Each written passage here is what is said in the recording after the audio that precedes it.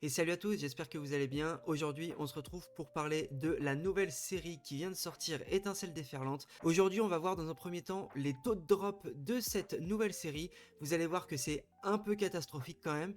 Et puis juste après ça, on fera l'analyse du set dans sa globalité, le prix des cartes, le prix moyen, et on va également voir le coût total du master set, c'est-à-dire combien d'argent il faudrait dépenser aujourd'hui en achat à l'unité pour acquérir le set complet de Étincelle déferlante. Écoutez, on va pas perdre plus de temps, je vous propose de vous installer confortablement et on commence la vidéo dès maintenant, c'est parti. Écoutez, on est parti tout de suite, je vous affiche le taux de drop juste ici pour toutes les cartes de Étincelle déferlante. Les datas dont on va parler aujourd'hui ont été récupérées grâce au site TCG Player qui ont ouvert plus de 8000 packs, 8000 boosters de la nouvelle série Étincelle déferlante. Donc on n'est pas sur des stats qui sont 100% vérifiés, mais on est sur une quantité de boosters ouverts assez élevée pour avoir des estimations assez fiables, en tout cas avec des intervalles de confiance assez satisfaisantes. Ici on est sur un intervalle de confiance de 95%, donc on est quasiment sûr que ces taux de drop reflètent la réalité des choses. On va dire dans la vraie vie, si vous allez ouvrir 8000 boosters, vous aurez probablement à peu près le même taux de drop que ce que vous allez voir dans cette vidéo. Alors on va d'abord commencer par les choses qui n'évoluent pas par rapport par exemple à Couronne Stellaire qui est sorti il y a quelques mois. J'ai sur ma droite le drop rate de Couronne Stellaire afin de pouvoir comparer un peu les deux et de vous donner les indications. Donc on va commencer par ce qui ne change pas. Il y a trois éléments qui ne vont pas changer. On va d'abord avoir les ultra rares qu'on voit ici, donc les full art. Full art, Pokémon et dresseurs sont comprises dans le même panier, dans le même drop full art. Ça ne bouge pas là-dessus. On va retrouver une full art tous les 15 boosters en moyenne. Et là où ça va changer, c'est qu'en fait, il y a plus de full art dans la série Étincelle déferlante que dans la série Couronne Stellaire. Et c'est pour ça que pour avoir une carte full art en particulier, ça sera beaucoup plus compliqué. Sur Couronne Stellaire, on était à peu près à 1 sur 163 boosters. Sur Étincelle déferlante, on va se retrouver à 1 booster sur 312 pour avoir la full art de notre choix, c'est-à-dire par exemple le Latias que l'on voit en screen. Donc c'est beaucoup plus compliqué d'avoir une full art spécifiquement, mais par contre on est sur le même taux de drop au global pour les full art. L'autre catégorie de cartes qui ne va pas évoluer, ça va être les high tech, donc les ace spec. On va encore avoir une chance sur 20 de tomber une ace, et là encore on va avoir moins de chances de tomber sur celle qui nous intéresse parce que il y a plus que 2 fois plus de ace dans la série Étincelle déferlante que dans la série Couronne Stellaire. Il y a plus de 260 cartes dans la série Étincelle déferlante, ce qui en fait une des séries les plus grosses des sets classiques, parce que c'est pas une .5, et donc c'est une série qui va être extrêmement compliquée à terminer si jamais vous voulez ouvrir pour finir cette série. Ça va être encore moins intéressant aujourd'hui, je pense, que sur d'autres séries, d'ouvrir, ouvrir, dans l'espoir de compléter le set. Et enfin, la troisième type de carte qui ne bouge pas d'une série à l'autre, en tout cas récemment, il va s'agir des AR, donc là des illustrations rares, donc les AR pour nous qui sont, là on peut le voir, le Latios, le Malvalam, il y a aussi le Vibranymph, le Hermure, le Créfolet par exemple, donc ça c'est des images que vous avez déjà dû voir passer, des très belles cartes. Le taux de drop ici ne change pas, on est toujours à un booster sur 13, c'est-à-dire qu'on est toujours à une chance sur 13 de dropper une AR en ouvrant un booster. C'est une chance qui est assez raisonnable honnêtement. On peut tirer par exemple le Latios qui est très très cool, on peut tirer également le Malvalam, ce sont des cartes qui cotent un petit peu, on va voir ça juste après. Et vous pouvez également tirer des Pumdrapi et d'autres Pokémon qui sont beaucoup moins appréciés et beaucoup moins valorisés. La chance que vous avez de tirer une carte spécifiquement, elle est de 1 sur 300. Encore une fois, il y a 24 AR il me semble dans le set, contre quasiment 2 fois moins avant, il devait y en avoir 16 ou 17 dans la série Couronne Stellaire, et donc on se retrouve avec encore une fois un taux de drop spécifique pour une AR très très élevé. Pour moi c'est vraiment des drops catastrophiques si on veut compléter le set ou si on veut drop une carte en particulier. En fait, plus précisément, si tu veux drop le Latios en particulier et c'est juste la carte qui t'intéresse, c'est tellement pas intéressant d'ouvrir des boosters que en fait ça en devient ridicule quoi. Et maintenant on va parler des deux types d'illustrations qui ont des drops différents de ce qu'il y avait avant. On va commencer par les SAR où sur Couronne Stellaire on avait un taux de drop de 1 sur 90. Encore une fois, une chance sur 90 de dropper une SAR aléatoire, que ce soit un dresseur, un Pokémon. Et sur la nouvelle série, Étincelle déferlante, on se retrouve avec un taux de drop qui est légèrement amélioré, qui va être de 1 sur 87. c'est pas énorme la différence, mais c'est toujours ça de prix, hein, honnêtement, ça fait toujours moins de boosters pour compléter ce genre de set. Mais là où le bas blesse, et il faut vraiment faire gaffe, c'est que on a beaucoup plus d'alternatives dans la nouvelle série que dans les séries précédentes. On se retrouve dans la nouvelle série avec 11 ou 12 alternatives à aller chercher entre les Pokémon et les dresseurs, ce qui fait qu'on a un taux de drop spécifique de 1 sur 960. Ça veut dire quoi? Ça veut dire que si tu veux spécifiquement l'adresseur qui coûte la moins chère, ta probabilité de l'avoir, elle est de 1 sur 960, c'est presque 1 millième de chance de l'avoir, c'est complètement catastrophique. Si vous avez écouté la vidéo de Kibiki, il parlait de quelqu'un qui avait ouvert à peu près 1000 boosters et qui avait drop une seule fois la carte alternative de Pikachu. Bah en fait c'est pas choquant parce que quand on regarde le nombre d'alternatives et le taux de drop, bah en 1000 boosters, t'as probablement une fois chaque alternative de la série, quoi. Tu vas peut-être avoir deux fois un Pikachu, deux fois n'importe quelle alternative, mais voilà, en 1000 boosters, tu risques de drop une carte spécifiquement seulement une fois. Si on est un peu dans les taux de drop moyens, et donc c'est vraiment, comme je le répète, hein, mais c'est vraiment catastrophique pour l'ouverture, ça n'a aucun sens. Si on prend en comparaison le taux de drop spécifique sur Couronne Stellaire pour les alternatives, bah si on voulait drop par exemple la Terrapagos, uniquement celle-là, on avait une chance sur 540, c'est déjà élevé, on est d'accord, mais ce n'est rien comparé au taux de drop spécifique qu'on a sur Étincelle Déferlante, avec, comme je vous le disais, une chance sur 960 de drop la carte que vous voulez spécifiquement. Et enfin, là on se retrouve sur probablement la plus grande aberration du TCG moderne. On va regarder les cartes Gold, et là vous allez voir qu'on a une chance sur 188 de drop une carte Gold aléatoire. Et en plus de ça, on a 6 Gold dans la série. 6 Gold, ça veut dire qu'on a en moyenne une chance tous les 1127 boosters de drop, par exemple le noix de coco Gold ou l'énergie Gold. C'est délirant. Il faut bien comprendre que ici, la rareté de ces cartes-là va être assez élevée, mais c'est pas pour ça que ça va impacter le prix de vente de ces cartes-là. C'est-à-dire que tomber sur une Gold, bah on sera pas trop content parce que ça voudra dire qu'on a eu soit extrêmement de chance, et cette chance-là on aurait préféré l'avoir pour avoir une SR, par exemple celle de Pikachu ou de Latias ou de Milobellus. Et ça veut également dire que malgré cette énorme chance, tu vas te retrouver avec une carte qui ne cote pas tant que ça. Et bah en fait les cartes gold pour la plupart elles cotent moins que des AR par exemple de Latios ou Malvalam par exemple. Voilà pour les taux de drop, comme vous avez pu le voir c'est assez démentiel le nombre de boosters qu'il va falloir ouvrir si on compte compléter le master set juste à l'ouverture. Une chance sur 1127 de dropper une carte spécifique gold, c'est vraiment n'importe quoi. On se retrouve sur des taux qui sont aberrants, on se retrouve sur des chiffres qui n'ont plus aucun sens, ça n'a plus de valeur en fait, ça n'a plus de sens d'avoir ce genre de drop rate. Je pense honnêtement que Pokémon Company va devoir faire quelque chose parce qu'on va se retrouver avec un marché qui ne ressemble plus à rien, ou des cartes où on a une chance sur 300 de la tirer cote 4 fois, 5 fois plus cher que des cartes dont on a une chance sur 1127. Il faut bien comprendre que ça a plus de sens et que ces chiffres-là vous permettent juste de comprendre que ouvrir pour le plaisir c'est une chose, ouvrir pour tirer une carte en particulier, il faut avoir les moyens de perdre de l'argent, parce que c'est vraiment le mot, hein, c'est le truc, il faut accepter de perdre de l'argent si tu veux ouvrir ce genre de série, parce que sinon tu t'en sortiras pas. Maintenant on va passer à la partie qui vous intéresse également probablement, on va parler des prix des différentes cartes. Alors j'ai séparé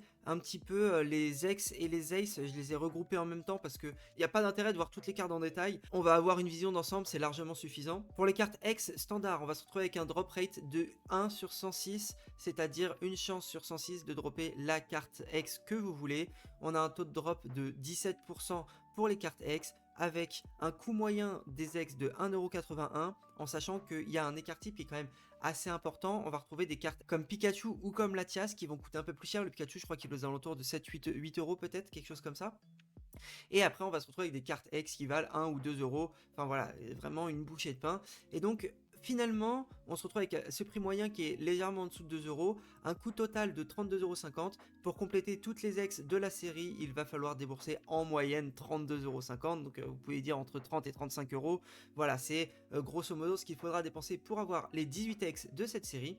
Pour les cartes Ace, les high-tech, il y a 8 cartes dans la série avec une moyenne de prix d'environ 2,06 €, un taux de drop de 5%, on retrouve le 1 sur 20 de tout à l'heure, une chance sur 159 de dropper la carte Ace qui vous intéresse. Ça coûte à peu près 16,50 € pour compléter le set des cartes high-tech.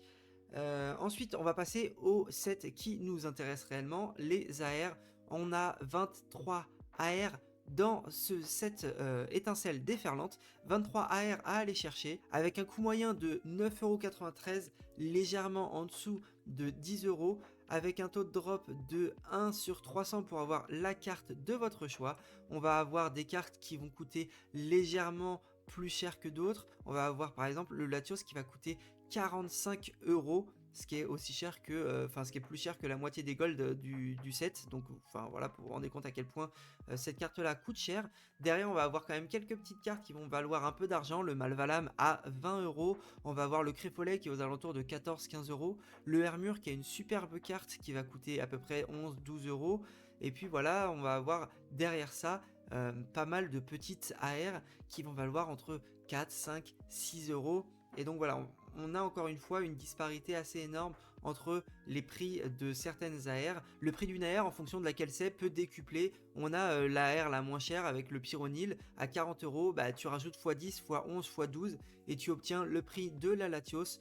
Donc ouvrir un booster contenant une AR, ça peut vraiment être une clim ou une masterclass très aléatoire, c'est un peu le casino hein, finalement. Mais voilà, il faut faire attention, encore une fois, comme je vous le dis, si vous voulez ouvrir pour tirer uniquement la Latios, même si elle coûte 45 €, c'est très compliqué de l'avoir. Là, dans la moins bonne des possibilités, il vous faudra à peu près 300 boosters pour la tirer. Après, c'est vous et votre chance, hein, encore une fois, voilà, j'invente rien. Vous pouvez la tirer au premier booster, vous pouvez la tirer sur 2 boosters d'affilée en même temps. Enfin, voilà, il y a beaucoup de choses qui sont possibles. Sur Instagram, je sais pas si vous avez vu passer, mais il y a un mec qui a en 2 boosters tiré Latias X et Pikachu X alternatif. Les taux de drop servent juste d'indication en moyenne, mais finalement, bah, c'est vous et votre chance, quoi. Pour compléter les 7 AR de étincelle déferlante, et ces 23 cartes, du coup, il faudra dépenser environ 228,50 €. Donc, comme je vous le disais, soit à peu près 9,93 € par carte. C'est une moyenne qui est assez convenable en réalité. Une chance sur 13 d'en dropper une, bah, c'est pas mal en fait. Ça veut dire qu'il faut quand même ouvrir pas mal de boosters pour les tirer. Enfin voilà, le prix est honnête selon moi. Ensuite, on a les full art. Les full art, c'est un petit peu chiant en vrai parce que tu vas avoir 2-3 full art sympas. Tu vas avoir je sais pas, par exemple, le noix de coco, le trioxyde, le libéon. Et puis à côté, tu vas avoir un monaflémite ou un motorizard qui ont vraiment aucune classe, rien. C'est un peu dommage, mais bon, voilà. Peut-être qu'un jour, ils feront des full art qui seront plus intéressantes, comme celle qu'il y a sur le TCG Pokémon Pocket, donc l'application. Je vous les ai montrées, mais honnêtement, les full art de l'application sont magistrales et j'espère toujours que ce type de full art vienne un jour se reporter sur le TCG classique, donc physique, celui qu'on ouvre hein, finalement avec les mains et pas sur le téléphone. Pour compléter le set full art de étincelle déferlante qui contient 21 cartes full art en comptant les dresseurs et les Pokémon, il va falloir débourser environ 166 €. 166 €, ça fait une moyenne de 7,90 € par full art. Le prix des full art est pas si déconnant entre chaque full art. On va retrouver le Pikachu X qui est à 33 €, qui est un peu l'exception des full art. Mais derrière, on va se retrouver avec une moyenne de prix entre 3 et 12-13 €, ce qui est assez logique par rapport à l'ensemble du set. Et une chance sur 163 de tirer la full art que vous voulez. Si c'est le Pikachu, j'imagine probablement, il vous faudra du coup à peu près 163 boosters pour être sûr à 95% de la dropper. Ensuite, on passe aux deux sets qui nous intéressent. On va parler d'abord du set des Gold, donc c'est les derniers sur la liste. 6 Gold, comme je vous le disais, 2 Pokémon, 4 dresseurs, une chance sur 1127 de tirer la carte Gold qui vous intéresse. Le prix des Gold, très compliqué. On a le Pikachu qui est à 130 €. Derrière, on va avoir le noix de coco qui va drop directement à 30 €. Et puis après, ça va être des Gold dresseurs. Et donc, elles sont entre 10 et 20 € pour la plupart. Pour compléter les Gold, il va vous falloir dépenser 220 €. Attention, parce que quasiment 60% du set total des Gold est reporté uniquement sur le prix du Pikachu Gold, donc c'est peut-être sur ce Pikachu qu'il va falloir vraiment essayer de gratter les meilleurs prix possibles, parce que le reste ça va être entre du 10 et du 20 euros, à part pour le noix de coco à 30 euros. On est sur une moyenne de coût unitaire de 36,80 €. Vous voyez bien qu'ici ça veut rien dire, parce que 36 euros, il n'y a qu'une carte qui dépasse cette somme là, et donc faut faire attention à ces chiffres là quand il y a des écarts de valeur aussi importants que ce qu'on peut voir ici. Finalement, les SAR, les secrètes alternatives rares, il y en a 11 dans le set. Il y en a 4 qui sont des dresseurs, et du coup 7 qui sont des Pokémon. Les dresseurs sont plus ou moins intéressantes. La moins chère va être l'esprit vif de Lem, qui va être à 27 euros. Honnêtement, le prix d'une alternative le plus bas à 27 euros, c'est déjà pas si mal que ça, on va dire. Ça augmente par rapport à ce qu'on aurait pu voir il y a encore quelques temps sur les anciennes séries. Donc voilà, ça c'est la carte la moins aimée du set. Derrière, dans les dresseurs, on va quand même avoir des dresseurs à 50, 40, 50, 55 euros. Regard de Jasmine et Charme d'Atalante, c'est deux cartes qui honnêtement sont assez cool à tirer, je trouve. C'est des cartes qui sont très très belles, et puis c'est des cartes qui valent quand même 50 euros. Donc mine de rien, c'est intéressant de les dropper. Mais encore une fois, le taux de drop, faites attention, faites attention, faites attention. Une chance sur 160 de tirer la carte de votre choix, enfin la carte que vous voulez en tout cas. Donc voilà, c'est très très compliqué de drop la carte que vous voulez sur ce set là, encore plus que sur les sets précédents. Et maintenant on va parler également des Pokémon alternatifs dans cette série. Il y en a 4 qui retiennent l'attention: Trioxydre, Latias, Pikachu et Milobellus. C'est cool, honnêtement c'est cool, ça fait longtemps qu'on n'a pas eu un set avec autant de cartes intéressantes. Je vous rapporte à ma vidéo sur le futur de Pokémon, mais voilà, l'année 2025, comme je vous le disais, elle va être fixée sur les nostalgies de Pokémon, et donc on va se retrouver de plus en plus avec des anciens Pokémon. Le Milobellus, je vous ai déjà fait part du fait que c'était pour moi la plus belle carte qui soit sortie sur le bloc Écarlate et Violette dans sa globalité. C'est un Pokémon que j'apprécie particulièrement également, mais voilà, 165 euros pour tirer cette carte là, 350 euros pour le Pikachu, 350 euros, on se retrouve aujourd'hui du coup sur la carte la plus chère du bloc Écarlate et Violette, qui dépasse du coup la Amphinobi de Mascarade Crépusculaire. Je sais plus également exactement son prix en ce moment, ça doit être aux environs de 200, peut-être qu'il a baissé un petit peu, mais voilà. Et derrière on va se retrouver avec le Latias à 200 euros, superbe carte, et le Trioxydre qui s'approche des 100 euros, il est en ce moment à 90 euros. Les prix que je vous donne là d'ailleurs, ils sont ajustés au 15 novembre, c'est-à-dire une semaine pile poil après la sortie du set.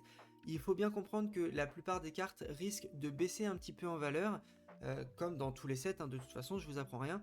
Par contre il faut quand même faire attention à une chose, c'est que la série est en rupture de stock un peu partout. On va retrouver quelques tripacks, quelques boosters, quelques blisters par-ci par-là, mais dans sa globalité les ETB c'est en rupture, les displays c'est très compliqué de les choper, elles se vendent déjà aux alentours de 190-200 euros les displays, donc je sais pas encore comment ça va se passer, est-ce qu'il va y avoir du reprint ou pas.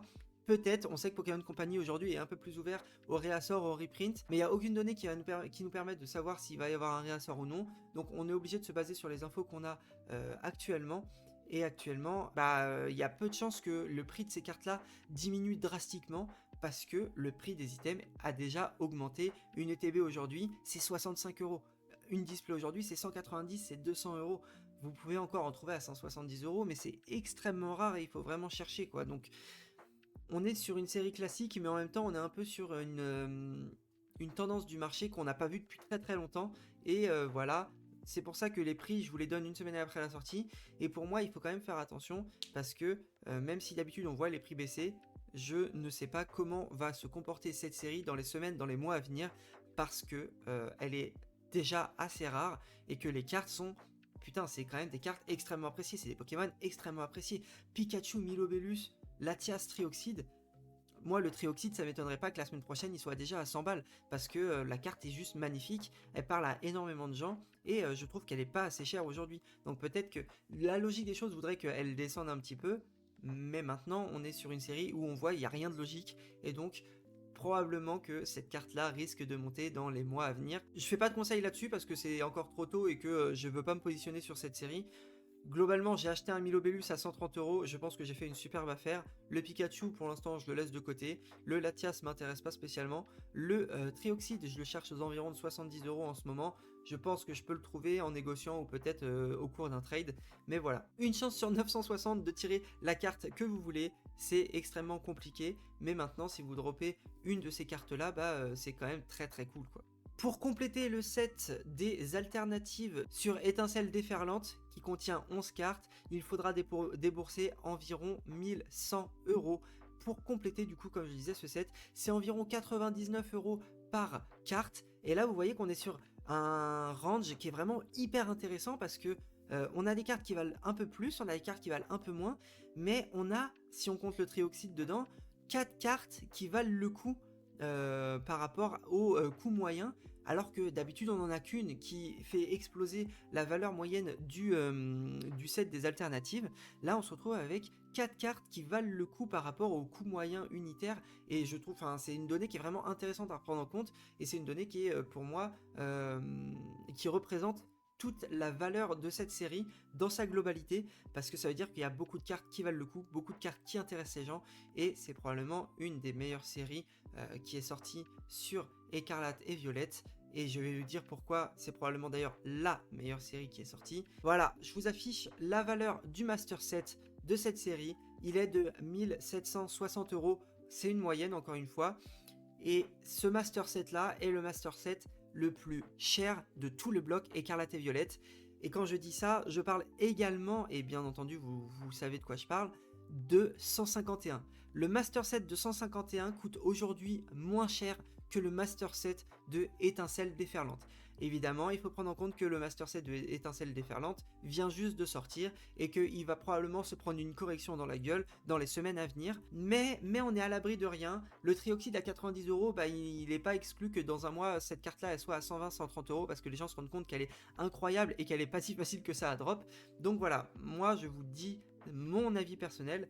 En dehors du fait que la valeur soit la valeur maximale qu'on ait jamais eue sur un Master Set de Écarlate et Violette, c'est également la série la plus belle dans son ensemble qu'on ait jamais eue depuis Zénith Suprême. Je le pense sincèrement, pour moi 151 c'est pas la plus belle série qu'on ait eue, c'est la série la plus hype parce que c'est 151, parce que c'est la première génération, mais honnêtement là on se retrouve sur des cartes qui terrassent 99% du set global, donc du bloc Écarlate et Violette. C'est mon esprit collectionneur un peu de nostalgie qui parle, mais la Latias, la Trioxydre, la Pikachu, la Milobellus, je suis désolé, c'est des cartes qui n'ont rien à envier aux plus belles cartes du bloc épée et bouclier par exemple, et donc c'est pas étonnant pour moi que ce Master Set soit aussi cher au vu de la qualité des cartes qu'ils nous ont sorties. Écoutez, j'espère que cette vidéo vous aura plu. Si c'est le cas, n'hésitez pas à lâcher un petit commentaire, à me dire si jamais vous avez drop quoi que ce soit. Ça serait intéressant de savoir s'il y en a beaucoup parmi vous qui ont drop par exemple le Pikachu. N'hésitez pas à vous abonner à cette vidéo. Suivez-moi sur mes réseaux sociaux, notamment Instagram, comme je vous l'ai dit. Des choses arrivent pour ce mois de décembre. Donc voilà, je vous le mets ici, je vous le mets en description. C'est hyper important pour moi, ça me permet de me développer dans mon contenu et même dans l'aspect un peu professionnel. Si je veux essayer de professionnaliser un petit peu ce que je fais là, comme vous pouvez le voir par exemple, la caméra elle est pas encore au top, donc ce genre d'initiative de votre part, ça me permet moi derrière de pouvoir déclencher peut-être des partenariats, peut-être déjà gagner un peu d'argent par rapport à ça, ce qui me permettrait d'augmenter la qualité du contenu que je vous propose, et je pense que du coup ça serait un gagnant-gagnant, vous et moi. Écoutez, c'est tout pour moi, j'espère que la vidéo vous aura plu, je vous dis à la prochaine, ciao.